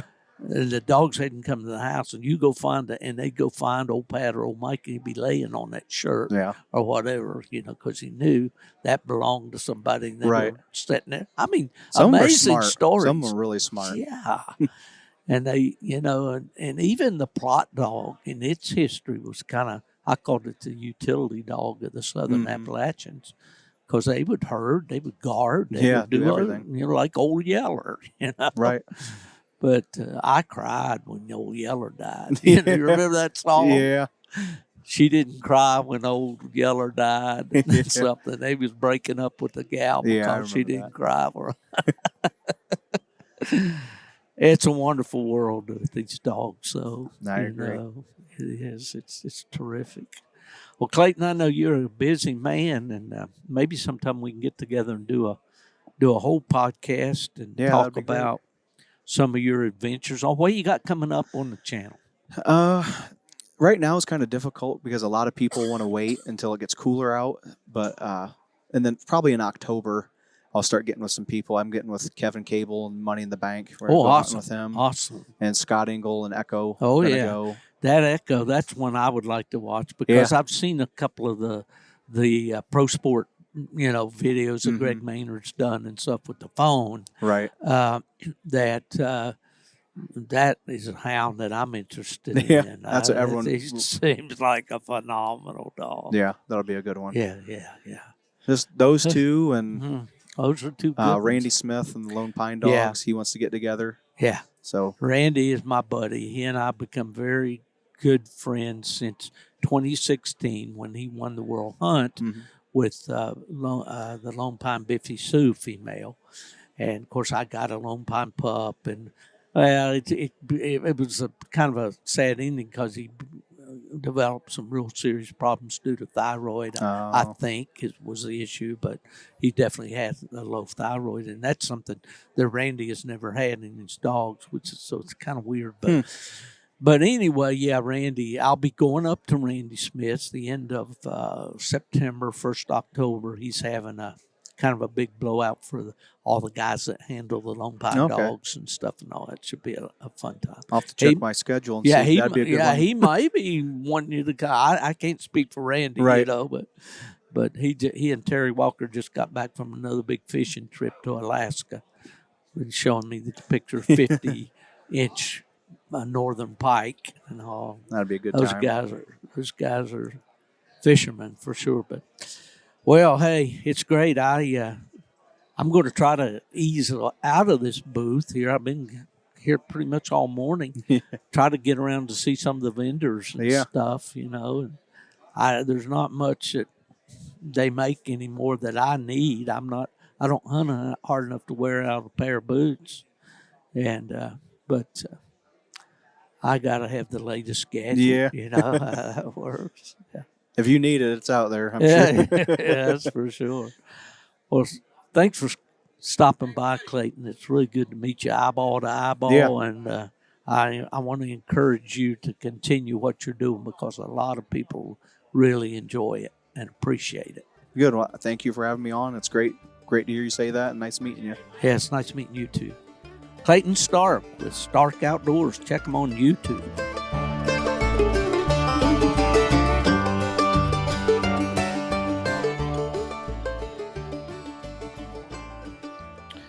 Well, we managed to catch a busy man here at the Gone to the Dogs podcast booth. Want to thank you publicly, Alan Gingerich, the chief potentate of the field ops department at UKC. Man, you're a busy man. I really appreciate a few minutes of your time, Alan. How are you? I'm doing good. Yeah, it's a busy weekend, but it's sure is a fun weekend. Oh, yeah. Autumn Oaks is always that, if nothing, isn't it? It's but to see everything moving and working smoothly and all, you got a great. Things are different. They're definitely different, you know, since the years. But it's kind of fun. I've told the listeners here on these previous interviews about how we're in the building where, we used to do everything right here in this one room. Mm-hmm. Yeah. Yeah, from where I'm sitting at, I remember, I think you and I talked about a little bit how this building used to be set up at. And I remember, coming in, taking entries. And I always am able to tell folks, that I got turned down one time at Autumn Oaks. I came up here and I didn't have my easy entry card with me, and Todd wouldn't let me hunt. Oh, yeah. I've told this story about. It's kind of funny, and I know, but it goes back to the days of people will remember Emmett Brohard. I don't know if you remember him. I know the name, but I didn't know him. He was a hunter that was quite active and ran in the World Hunt back when it first started out, back in the 70s. And I think he was in a Final Four at out in Iowa, and the year that the Rock River Banjo Dog won it in 82.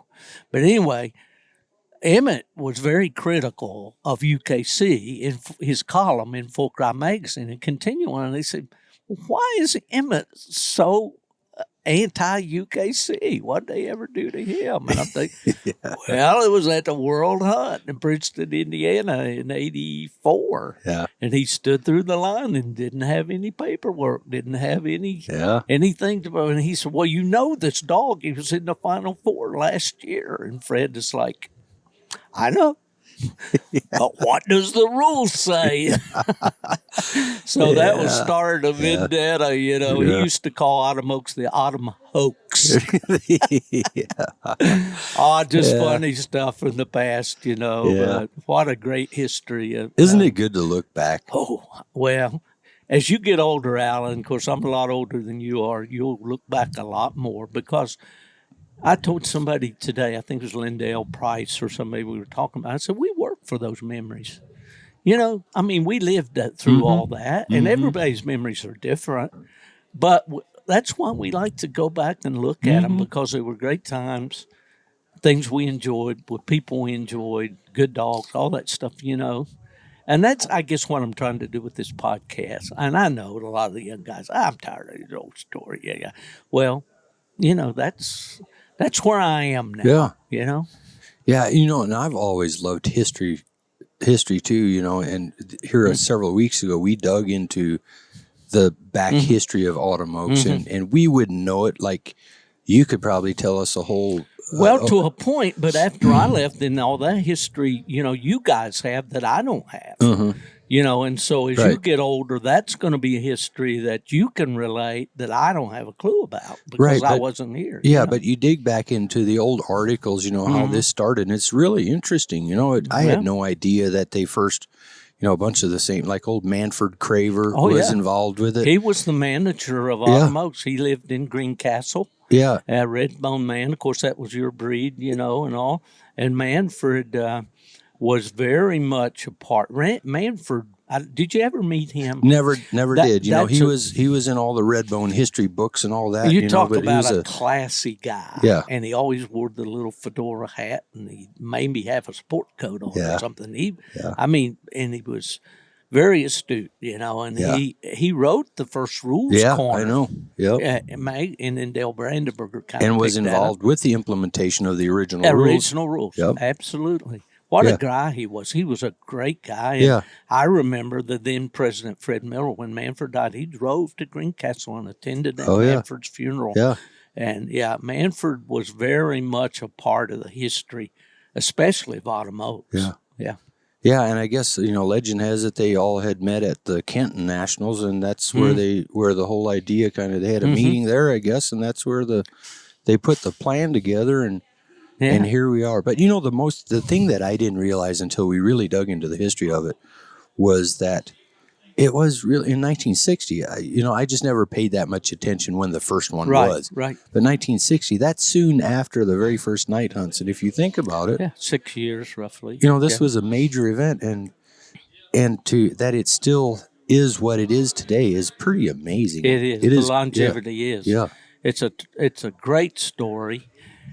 And old guys tend to, I kind of hung that event where history's made on the event while I was here, because that's what I thought about. And you think about the history of the great dogs, and of course in my breed was always the Plott, and Dale Brandenburger won the very first Autumn Oaks with a Plott. Yep. Pioneer Drum, 1960. And I always remember my dad had a picture. The Plott days then followed Autumn Oaks. It was in September. Back in those days, and Dale Brandenburger would drum right after he had won Autumn Oaks at Chillicothe, Ohio, and there in front of the old family Ford of my dad's is Dale with drum in this picture. I still have it, and that was, I had never even been to Autumn. Well, that was the first one. Yeah. Yeah, so that's terrific. Yeah, and some other names you dig into the history thing. Back in the old days, as you remember, they had a lot of spectators would go out and watch some of the big name dogs. But they were talking about in the very first one in 1960, there was a young guy that was along with that group that went out spectating, and it was a young Fred Moran. Oh, big, yeah, and Fred is in his 80s now. Yeah, exactly.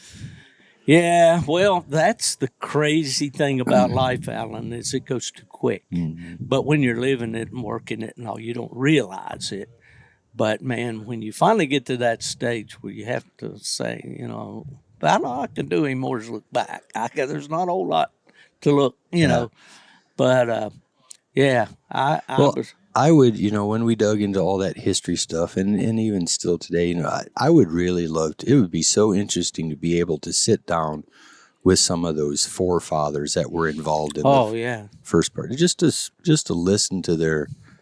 Yeah, I'm sure they would have had a lot of stories. And just a few minutes ago, there before you sat down, Trent Gordon was through, and he's the grandson of Lester Nance. He and his brother Kip, they've kept Walker dogs. Mm-hmm. And Trent had his son, I guess, or it was Lester's great-grandson was here with a Walker dog, of course. And Trent was quick to say I was born in Lester Nance's basement. Oh, yeah. Because he lives in the old home place where they... But Lester Nance, was the guy that kept pounding UKC to register the Tree and Walker as Tree and Walker. Yeah. And Dr. Furman at first kind of blew him off and all that, and that whole story. But, and Lester was the first guy to set up the first UKC bench show. And that's that right. was at Leafy Oak on Labor Day weekend. Mm-hmm. But I guess then the coon hunter said, this field trial thing at Kenton, this is not coon hunting. Yeah. Let's do something that's coon hunting, Yeah, well, here it is. I'm sure it looks a lot different than it did back then, but it's still one of the majors, and you're right. A lot of history has been made here. Yeah, for sure. I was fortunate to go to a couple of autumn oaks at the old fairgrounds in Greencastle back in that day. And there was a lot of people, but as it began to grow, and through the homecoming to Indiana back in 84, and then, it just seemed to, for a while there, the crowds just kept swelling and swelling. Yeah.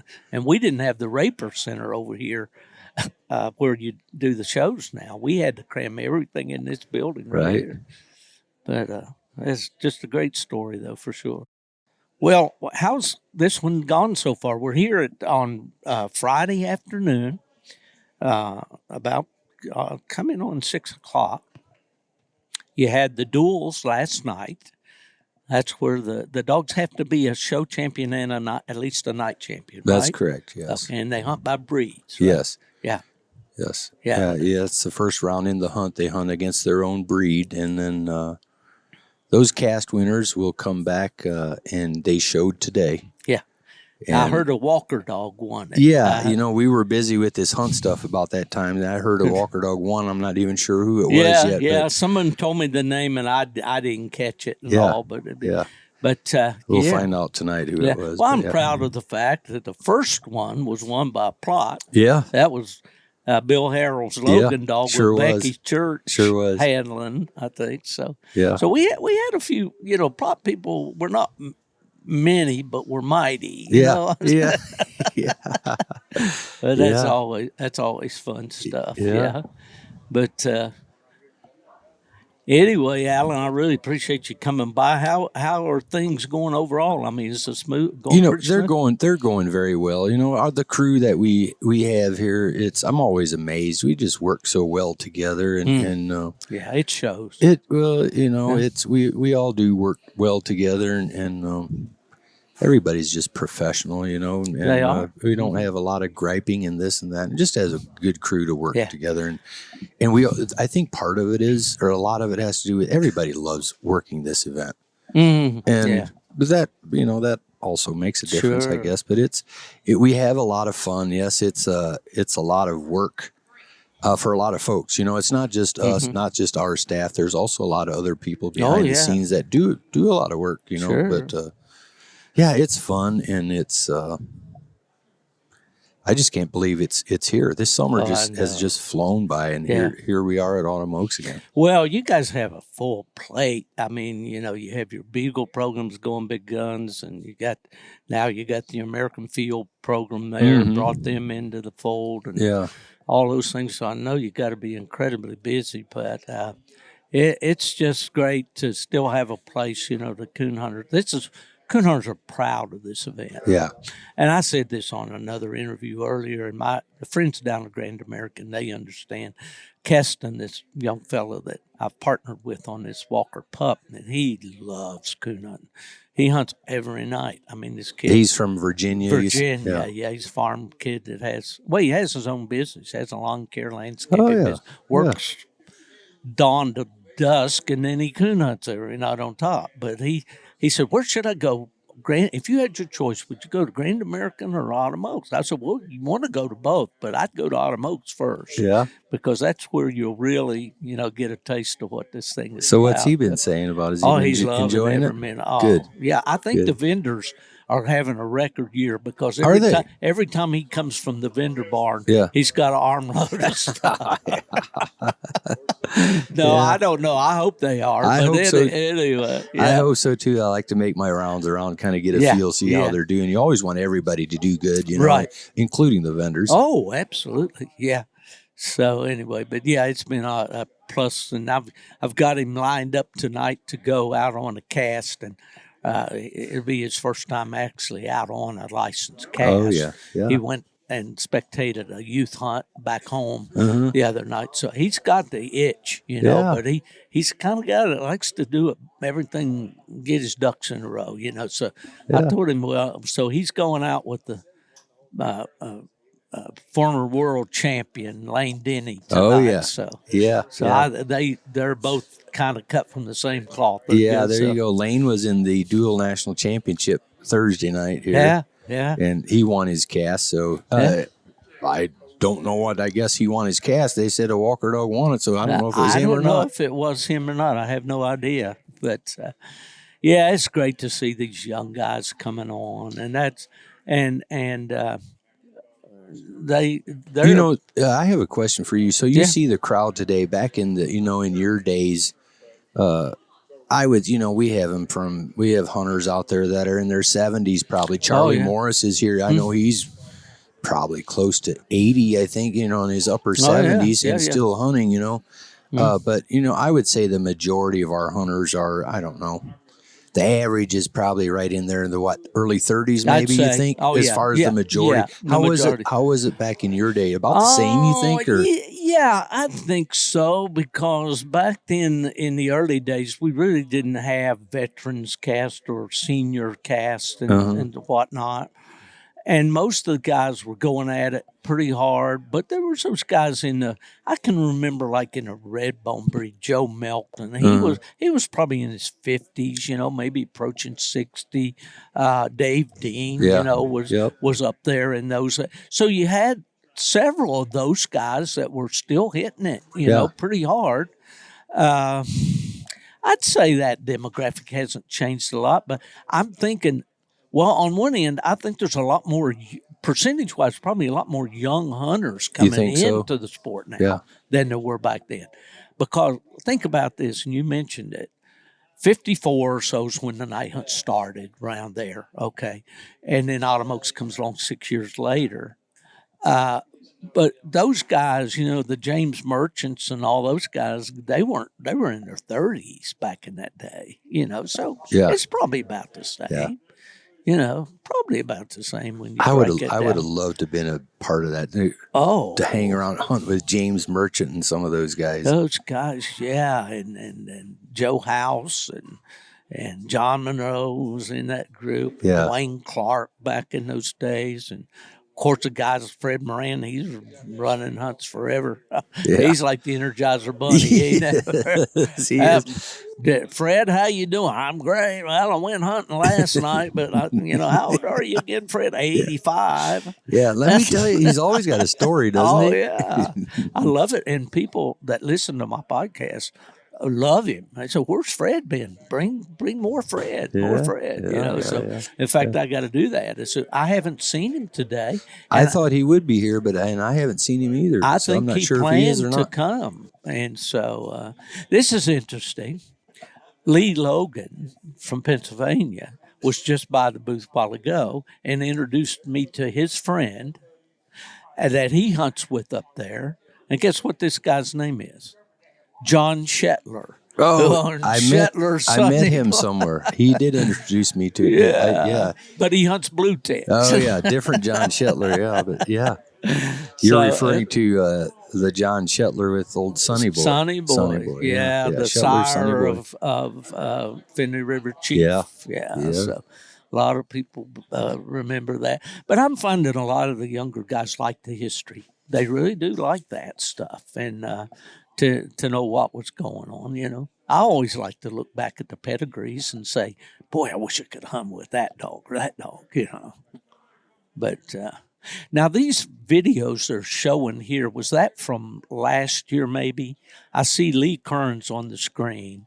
It looks like he's either judging or giving a seminar. Yeah, he was judging. That was at the World Show finals in Peru, Indiana. Okay, this last year. Let me see. That would have been, I want to say that was 2 years ago. We had it 2 years in a row in Peru. So I'm thinking that may have been last year. Yeah. Yeah. It may have been. It probably was last year. Well, for listeners, there's a huge monitor here, a screen in the headquarters building, playing these video coverage, and that's one thing UKC's done, taking a lot of strides in the media area. You're doing a podcast, you and Trevor. Now. Yeah, we are. We started that this year. Yeah, that's cool. Yeah, we're trying to learn from you. Oh, come on. I'm a rookie, man. When Chris Powell asked me, he said, man, we need to do a podcast. And I said, podcast? I've heard of them. I've never listened to one, And the first year we were here after we introduced Houndsman XP, we spent all of our time with somebody's cell phone in our hands showing them how to find a podcast on the cell phone. Nobody knew. Yeah. They didn't even know what it was, But now there's a whole, a lot of them. So it used to be where, there weren't that many that I was really interested in as far as just hunting podcasts. But anymore, there's enough of them that you can kind of pick and choose around. I don't listen to each one of them every week, but I'll just kind of surf them and see something that looks interesting to me, And certain people, certain guests they have on sometimes, Well, with me, I like to, get with people that I've known or heard about and just kind of. You mentioned Lee Logan, the one you did with him. That was really interesting. A lot of reviews on that. I got a lot of people told me they really enjoyed that one. I did. Yeah. Lee's got a lot of knowledge, a lot of history, was a very prominent figure in developing that Clover line of dogs. For sure. Yeah. And how many stories like that are there really out there? I mean, there's a lot of them if you could just pull these guys out. Now, I found some of the older guys that come out and they're afraid of the mic. And especially in this platform, it's one thing to sit around and talk, but exactly. put them headphones on them. It's a little different story, but he did really great. He did a good job. And he came up to me just today and he said, I enjoyed doing that podcast. I said, well, Lee, we're going to do another one. We'll pick another time and dig down a little deeper, and all. But it's a great medium, to have that ability. I've said this before. Years ago, I used to kind of dream, wouldn't it be so cool to have a coon hunting radio show? Every Sunday night, tune in at 8 p.m., UKC is on the air or whatever. But I thought, you got to get all the stations, you got to get all the sponsors, you got to get it'd be impossible. And then along comes the internet and this thing called podcasting and streaming, the audio. I didn't know what a RSS feed was or any of that stuff, and I still don't know much. But it's been a lot of fun for an old guy like me, still give me an opportunity to do something in the sport, Yeah, well, I've been kind of busy here with stuff, but your table, your booth is set up not far from our hunt headquarters, and you've had a good crowd over here all afternoon. I've had a good crowd today. A lot of people here. It was awesome. I want to thank you publicly for this opportunity. Oh, you're very welcome. Here we appreciate you coming. On the front row. Yeah, man, right? Yeah. Well, Alan, I know you're a busy guy and you got a lot of things. Probably want to get some rest now that all the casts are called and all. Well, yeah, the hardest part of the day is done now, but it went by so quickly here, like it always does. Oh, yeah. The week just like we come down here on a Tuesday, and we're always talk about it on the way home. Yeah. Wow, that was fast. Yeah. So here we are, the busiest day of the whole week on Friday. But we've got a band coming up that's awesome. That's going to play, and so we're all going to stay. Is that here. going to be over in the show arena? It's area, actually they're going to do it outside behind the show arena, so people pull up in their carts and their lawn chairs and stuff. And we're actually going to have some popcorn back there, and you can get free popcorn. And you guys are. And listen to the band, so it's a good time. So our whole staff is staying here. We're gonna get a little Alan Gingerich up there. I don't know about that. I don't know about that, but some guy was by the booth today. He said, one year there was something wrong. The national anthem wouldn't play, and Alan Gingerich sang. I said, man, that guy has many talents.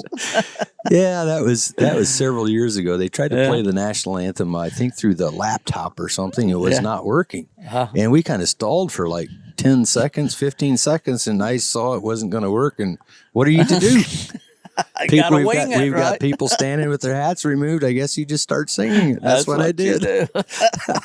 Well, good thing for the crowd. You could sing, actually. Well, I could sing it, but not like the lady did tonight. She did a fine job. Yeah. Awesome. Is that a local lady? She works at one of the local radio stations. That's beautiful. I shot a little cell phone video, just for my own benefit and all. But, it's going great. Hope tomorrow you got kind of like a repeat of this. You got a show, but it's for what? Champions and Grands will show on Saturday. Today they had the registered, and then obviously the dual cast winners that showed. But yeah, and then we have a kids bench show on Saturday in between the Champions and Grands. Awesome stuff. Yeah. Well, the listeners that are listening to this obviously are not going to get to participate because this is not live. It's recorded. It'll be aired the Monday, actually not the Monday following Autumn Oaks, but the following Monday. And but you got to mark your calendars for Labor Day weekend. If you like coonhounds in any shape or form, you need to be at Autumn Oaks, because this is where everybody comes. You got beautiful dogs everywhere you look. You got coon hunters wall to wall. You got all the vendors. You can do all your shopping in one place. It's an incredible event, Alan. It really is. I thank you for allowing us to be part of it. Well, you're very welcome. We appreciate you being here. Well, it shows, and I do appreciate that deeply. All right, you have a great week. Thank you. Get some rest when you get back home. Get you some ice cream while you're here. Oh, yeah, I got to get that ice cream. But I was disappointed. I hear there's no more pork chop. There's not. They just it was tough, keeping the help and all that here. Yeah, big undertaking. Well, Alan Gingerich, manager of field ops, or what's the title? I'm the director of hunting ops, is what they call me. Director of hunting ops. Back in my day, it was field operations. Director of hunting ops, Alan Gingerich. Thank you for your time, friend. I appreciate you coming by. You're welcome. Thank you.